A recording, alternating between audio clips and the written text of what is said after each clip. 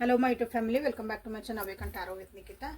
The All Signs Collective Timeless Relationship Tarot. Okay, ಇವತ್ತಿನ topic ಏನಂದ್ರೆ next 48 hours ನಿಮ್ಮ ವ್ಯಕ್ತಿಯ ಭಾವನೆಗಳೇನಂತ ನೋಡೋಣ. Next 48 hours tarot. Okay, so ಯೂಟ್ಯೂಬಿಗೆ ಹೋಗ್ರಿ, ನಿಕಿತಾ ಟ್ಯಾರೋ ರೀಡಿಂಗ್ ಅಂತ ಹುಡುಕ್ರಿ. ನಿಕಿತಾ ಟ್ಯಾರೋ, ಅವೇಕನ್ ಟ್ಯಾರೋ ಹುಡುಕ್ರಿ. ಓಕೆ, ಯಾರ್ಯಾರು ಸಬ್ಸ್ಕ್ರೈಬ್ ಮಾಡ್ಕೊಂಡಿರಿ, ಫಸ್ಟ್ ಟೈಮ್ ನೋಡ್ತಿದ್ದೀರಿ, ರಿಪೀಟೆಡ್ಲಿ ಬಂದು ನೋಡ್ತಿದ್ದೀರಿ, ಸೊ ಎಲ್ಲರಿಗೂ thank you for your love and support. ಯಾವ ವ್ಯಕ್ತಿನ ಯೋಚನೆ ಮಾಡಿ ರೀಡಿಂಗ್ ನೋಡ್ತಿದ್ದೀರಿ ಆ ವ್ಯಕ್ತಿನ 3 ಸಲ ಹೆಸರು ಹೇಳ್ಕೊಬೇಕಾಗ್ತೈತಿ. ಹೆಸರು ಹೇಳ್ಕೊಳ್ರಿ. ವೀಡಿಯೋಸ್ ಇದ್ರೆ ಫೋಟೋ ಇದ್ರೆ ನೋಡಿರಿ. ಮೆಸೇಜಸ್ ಒಳ್ಳೆ ಮೆಸೇಜಸ್ ಇದ್ರೆ ಅವ್ರನ್ನ ನೋಡಿರಿ, ನೆನಪು ಮಾಡ್ಕೊಳ್ರಿ ಅವ್ರನ್ನ. ಓಕೆ, ಸೊ ನಿಮ್ಮ ವ್ಯಕ್ತಿ ನೆಕ್ಸ್ಟ್ 48 ಅವರ್ಸ್ ಒಳಗೆ ಏನು ಯೋಚನೆ ಮಾಡ್ತಾರೆ, ಏನು ಥಿಂಕ್ ಮಾಡ್ತಾರೆ, ಅವ್ರ ಎನರ್ಜಿ ಹೆಂಗಿರ್ತೈತಿ ಎಲ್ಲನೂ ಇಲ್ಲಿ ನೋಡೋಣ ಅಂತ. ಸೊ ನ್ಯೂಮರಾಲಜಿಗೆ ಅನಾಲಿಸಿಸ್ ಬೇಕು ಅವ್ರು ತೊಗೋಬೋದು.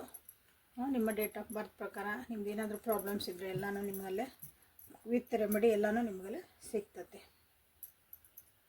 ಸೊ ನಿಮ್ಮ ಒಂದು ಬರ್ತ್ ಚಾರ್ಟ್ ಒಳಗೆ ಚಾರ್ಟ್ ಅಲ್ಲ, ನಿಮಗೆ ಚಾರ್ಟ್ ಗೊತ್ತಿಲ್ಲ, ನಿಮ್ಮ ಒಂದು ಡೇಟ್ ಆಫ್ ಬರ್ತ್ ಇದ್ರೆ ಯಾರ್ಯಾರು ಡೇಟ್ ಆಫ್ ಬರ್ತ್ ಇದೆಯಲ್ಲ ಅದರೊಳಗೆ 5, 6, 7 ಐತಾ ಅಂತ ನನಗೆ ಹೇಳ್ರಿ.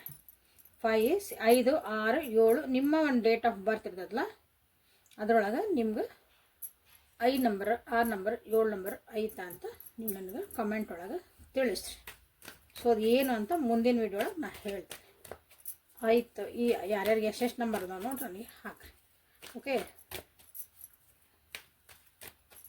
ಸೊ ನಿಮ್ಮ ವ್ಯಕ್ತಿಯ ನೆಕ್ಸ್ಟ್ 48 ಅವರ್ಸ್ ಭಾವನೆ. ಯಾಕೋ ನಿಮ್ಮ ವ್ಯಕ್ತಿ ಭಾಳ ಬೇಜಾರೊಳಗದಾರಲ್ಲ. ಅಳ್ತದಾರ, ಲಿಟ್ರಲಿ ಅಳ್ತದಾರ ನೆಕ್ಸ್ಟ್ 48 ಅವರ್ಸ್ ಒಳಗೆ. 2 ಮೇಜರ್ ಅರ್ಕನ ಬಂದಿಲ್ಲ. ಸೊ ಅಂದರೆ ಲೈಫ್ ಒಳಗೆ ಏನೋ ಒಂದು ಲೋನ್ಲಿನೆಸ್ ಕಾಡ್ತಾ ಐತಿ ಅವರಿಗೆ ಇಲ್ಲೇ. ನೆಕ್ಸ್ಟ್ 48 ಅವರ್ಸ್ ಒಳಗೆ ಅವ್ರದ್ದು ಹೆಂಗೆ ಪರಿಸ್ಥಿತಿ ಬರ್ತದೆ ಅಂದ್ರೆ ಭಾಳ ತಮ್ಮನ್ನು ತಾವು ಒಂದೇ ಕಡೆ ಇರಬೇಕು, ಯಾರ ಜೊತೆಗೂ ಮಾತಾಡಬಾರ್ದು, ಐಸೋಲೇಟ್ ಮಾಡ್ಕೊಂಡ್ಬಿಡ್ತಾರೆ. ಒಂದು ರೂಮ್ ಒಳಗೆ ಹೋಗಿ ಬಾಗ್ಲು ಹಾಕ್ಕೊಳ್ತೀವಿ, ಯಾರೂ ನಾನು ಮಾತಾಡ್ಸ್ಬೇಡ್ರಿ, ಯಾರೂ ನಾನು ಏನೂ ಕೇಳಬೇಡ್ರಿ. ಮನಸ್ಸು ನೋವಾಗಂಥ ಚಾನ್ಸಸ್ ಅದಾವೆ. ನೀವು ಮಾತುಕತೆ ಆಡಮಂದ ಮೆಸೇಜ್ ಒಳಗೆ ಏನಾದರೂ ನೀವು ಕಾಂಟ್ಯಾಕ್ಟಾಗಿ ಇದ್ದಿಲ್ಲ ಇದ್ರಂದ್ರೆ ಸೊ ಒಂದು ಸ್ವಲ್ಪ ಹುಷಾರಾಗಿ ನೀವು ಅವ್ರ ಜೊತೆಗೆ ಕಮ್ಯುನಿಕೇಷನ್ ಮಾಡಿರಿ.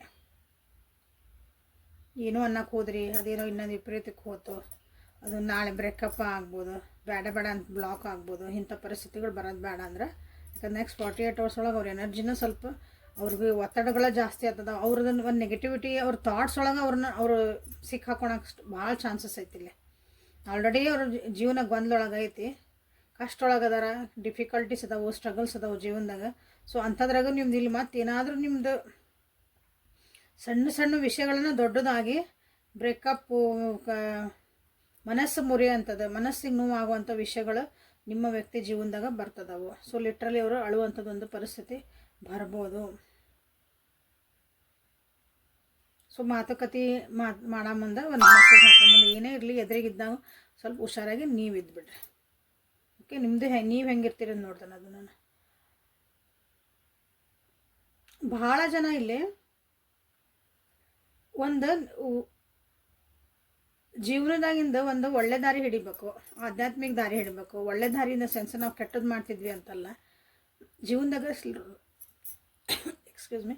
ರಾಂಗ್ ಸ್ಟೆಪ್ ಇಡ್ತಿರ್ಬೋದು, ರಾಂಗ್ ಜನರ ಜೊತೆಗೆ, ತಪ್ಪು ಜನರ ಜೊತೆಗೆ ಒಂದು ಫ್ರೆಂಡ್ಶಿಪ್ ಇರ್ಬೋದು, ಸಂಘ ಅಂತ ಹೇಳ್ತೀವಲ್ಲ ನಾವೊಂದು ಸಜ್ಜನರ ಸಂಘ ಅಂತಂದು ಹಂಗೆ ಅಂಥದ್ದೊಂದು ಅವ್ರದ್ದು ಏನೈತಲ್ಲ ಸುತ್ತಮುತ್ತ ಯಾರೋ ಬ್ರದರಲ್ಲೇ ಭಾಳ ನೆಗೆಟಿವಿಟಿ ಅವ್ರ ಜೀವನದಾಗ ಅವರಿಂದ ಭಾಳ ನೆಗೆಟಿವಿಟಿ ಬರ್ತಾಯಿತ್ತಿಲ್ಲ.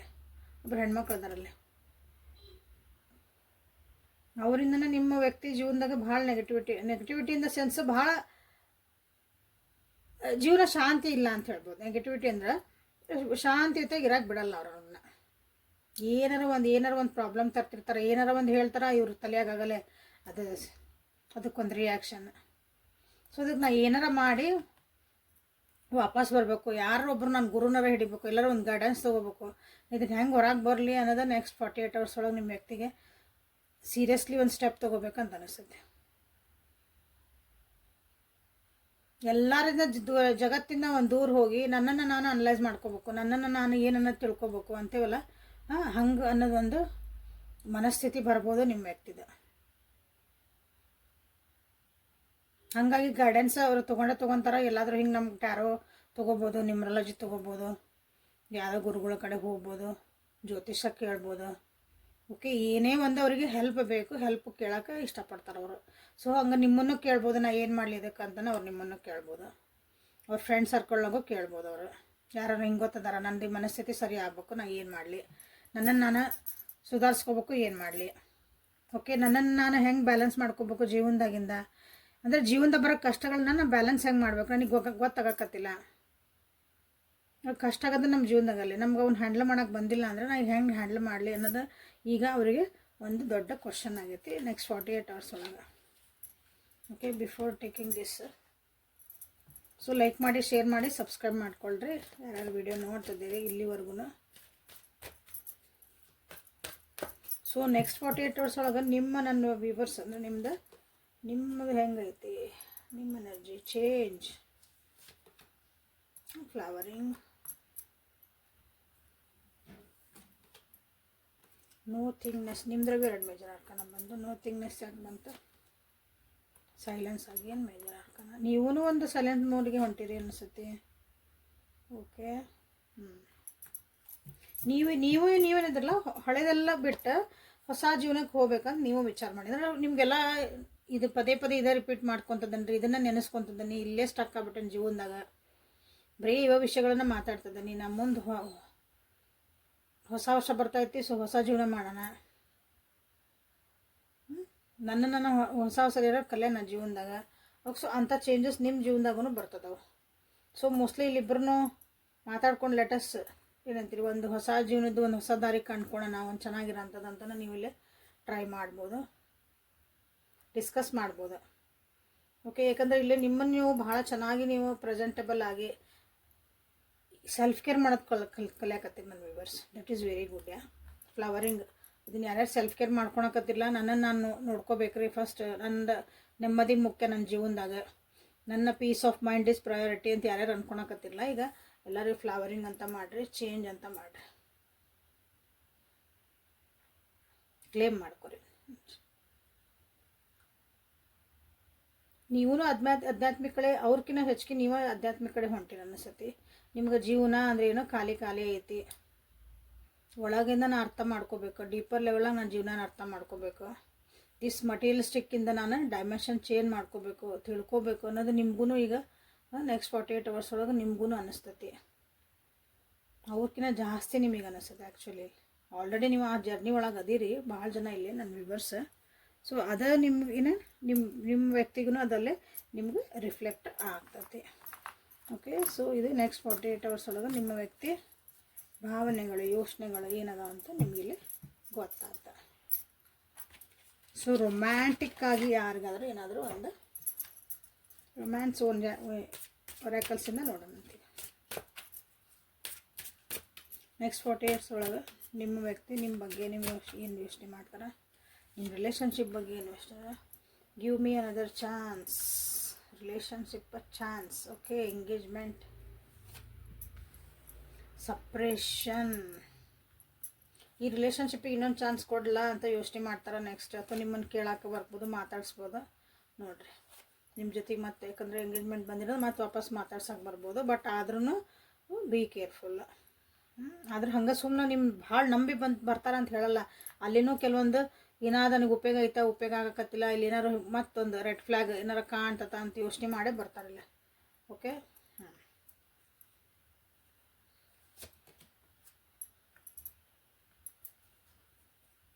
ಇಲ್ಲಿ ಒಬ್ಬರ ಮೇಲೆ ಒಬ್ಬರು ಅವ್ರಿಗೆ ನಿಮ್ಮ ಮೇಲೆ ಡಿಪೆಂಡ್ ಆಗೋದೈತಿ. ಈಗ ಅಂದ್ರೆ ನಿಮ್ಮದೇ ಜೀವನದಾಗ ನಿಮ್ದು ಹೆಲ್ಪ್ ಬೇಕು ಅವರಿಗೆ, ನಿಮ್ಮ ಸಪೋರ್ಟ್ ಬೇಕು ಅವರಿಗೆ. ಬಟ್ ಹಂಗಂದ ನಿಮ್ಮನ್ನು ಪೂರ ಟ್ರಸ್ಟ್ ಮಾಡೋಕೆ ಅವರಿಗೆ ಆಗಕತ್ತಿಲ್ಲ. ಇಲ್ಲಿ ಟ್ರಸ್ಟ್ ಅದು ಬಂದೈತಿ, ಬಟ್ ಇಲ್ಲಿ ರೆಡ್ ಫ್ಲಾಗ್ಸ್ ಬಂದಿರೋದ್ರಿಂದ ಅವ್ರು ನಿಮ್ಮನ್ನು ಪೂರ ಟ್ರಸ್ಟ್ ಮಾಡೋಕ್ಕೂ ಅವರಿಗೆ ಆಗಲ್ಲ ಕೆಲವೊಂದು ವಿಷಯ ಒಳಗೆ. ಓಕೆ, ನೀವು ಬೇಕು, ನಿಮ್ಮ ಜೊತೆಗೆ ಬೇಕು, ಈ ರಿಲೇಷನ್ಶಿಪ್ಪಿಗೆ ನಾನು ಇನ್ನೊಂದು ಚಾನ್ಸ್ ಕೊಡಬೇಕು ಅಂದ್ರೆ ನಿಮ್ಮ ವ್ಯಕ್ತಿನ ನೀವೇನಾದ್ರು ನನಗೆ ಬೇಕಾಗಿಲ್ಲ ಅಂತ ನೀವು ಅಂದಿದ್ರಿ, ಇಲ್ಲ ದೂರ ಆಗಿದ್ರಿ, ಮಾತಾಡೋದು ಬಿಟ್ಟಿದ್ರಿ, ಏನೋ ಒಂದು ಮಿಸ್ಅಂಡರ್ಸ್ಟ್ಯಾಂಡಿಂಗ್ ಇದ್ವು, ಏನೇ ಇದ್ರೂ ಸೊ ಇದಕ್ಕೊಂದು ಇನ್ನೊಂದು ಚಾನ್ಸ್ ಕೊಡೋಣ, ಇನ್ನೊಂದು ಸಲ ಟ್ರೈ ಮಾಡೋಣ ಸರಿ ಮಾಡ್ಕೊಳಕ್ಕೆ. ಬಟ್ ಆದ್ರೂ ಕೆಲವೊಂದು ಹೋಗಿದ್ದ ವಿಷಯಗಳು ಇರ್ಬೋದು, ಅಥವಾ ಈಗಿರೋದು ಭಾಳ ಹುಷಾರಾಗಿನ ನಿಮ್ಮ ಜೊತೆಗೆ ಮಾತಾಡೋಕೆ ಬರ್ತಾರೆ ಅವರು, ಅಥವಾ ನಿಮ್ಮ ಜೊತೆಗೆ ಒಂದು ಇರ್ತಾರೆ ನೆಕ್ಸ್ಟ್ 48 hours ಒಳಗೆ.